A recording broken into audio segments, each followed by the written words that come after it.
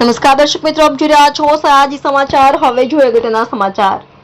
શહેરના pre school સંચાલકોનો મોરચો કોર્પોરેશનમાં। કોંગ્રેસના અધ્યક્ષ સ્થાને પ્રી સ્કૂલ સંચાલકોનો સીલ ખુલ્લી આપવા મુદ્દે હોબાળો। સામાન્ય સભા શરૂ થાય તે પૂર્વે મેયર, ડેપ્યુટી મ્યુનિસિપલ કમિશનર સહિત કાઉન્સિલરે અને આપ્યા આવેદનપત્ર। પ્રી સ્કૂલ સંચાલકોએ સૂત્રોચ્ચાર સાથે ગજવ્યું કોર્પોરેશન। વારંવાર રજૂઆતો છતાં પ્રી સ્કૂલના નથી ખોલી આપતા સીલ। સિંગલ વિન્ડો સિસ્ટમમાં બાંહેધરી આપ્યા બાદ પણ નથી ખુલતા સીલ। છેલ્લા એકમાં ઉપરાંતથી પ્રી સ્કૂલ સંચાલકોની છીનવાઈ છે રોજગારી। ફી સ્કૂલ સંચાલકોના સૂત્રોચ્ચાર અને ભારે હોબાળકા બાદ પોલીસને બોલાવવાની ફરજ પડી।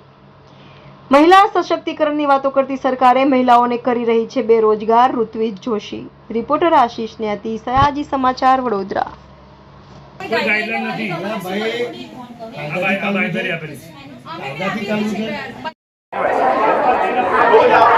પ્રાઇમરી સ્કૂલ અને પ્લે સેન્ટરવાળા છેલ્લા ઘણા દિવસોથી ધક્કા ખાય છે બચારા। જો એપાર્ટમેન્ટ અને એપાર્ટમેન્ટમાં ચાલતી દુકાનોનું જો બાંહેધરી પત્ર લઈ અને એમને તમે ખોલી આપતા હોય ત્યારે મને એવું લાગે છે કે પ્રાઇમરીમાં ભણતા બાળકો અથવા પ્લે સેન્ટરમાં ભણતા બાળકો આ દેશનું ભવિષ્ય છે અને ભવિષ્યની જોડે કોઈ પણ ગવર્મેન્ટ ચેડા કરી શકે નહીં। એમની પાસે અપૂરતી વ્યવસ્થા હોય તો સરકારે એમની વ્યવસ્થા કરવી જોઈએ, નહીં કે એમના સ્કૂલો બંધ કરવા જોઈએ। આ દીકરીઓ ગમે તેમ મહેનત કરીને પ્લે સેન્ટર ચલાવતી હોય, ઘરનું કામ કરીને ત્યાં કામ કરવા જતી હોય, નાના બાળકોને મા ઉછરે એ પ્રમાણે ઉછેરતી હોય, એમને જ્ઞાન આપતી હોય અને એમને આગળ વધારવાની તક આપતી હોય। ત્યારે સરકારે આવી રીતે નીતિ ને રીતિ જે બનાવી છે કે તાત્કાલિક જઈને એને સીલ કરી દેવું, આ કંઈ ડિક્ટેટરશીપ નથી, આ લોકશાહી છે।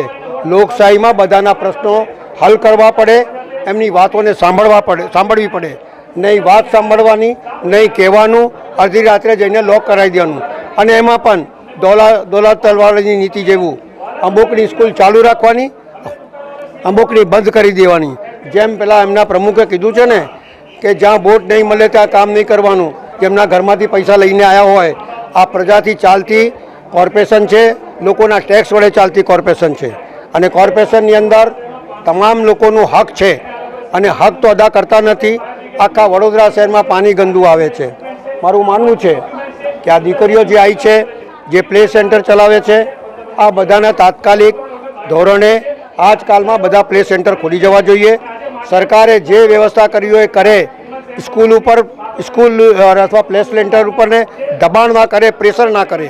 કારણ કે આ દીકરીઓ તો બધી મહેનત કરીને અને પોતાના ઘરના આંગણે પ્લે સેન્ટર ચલાવીને 2, 5, 10 દીકરા દીકરીઓને ભણાવતી હોય અને શીખવાડતી હોય, એમના જીવનનો ભવિષ્ય બનાવતી હોય, ત્યારે આના ઉપર પ્રેશર ના થવું જોઈએ।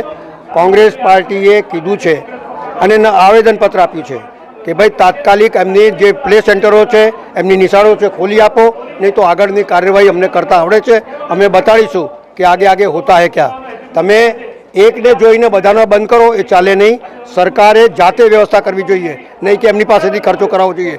એક તો માંડ પૈસા કાપીને સ્કૂલ ચલાવતા હોય અને એમાં પાછા કોર્પોરેશનની દાદાગીરી, સરકારની દાદાગીરી, એ ચાલે નહીં। પ્લે સેન્ટરો ચાલુ કરાવો, વ્યવસ્થા કરવાની હોય તો સરકાર કરી આપે, એમના પૈસાથી નહીં, એવું મારું માનવું છે।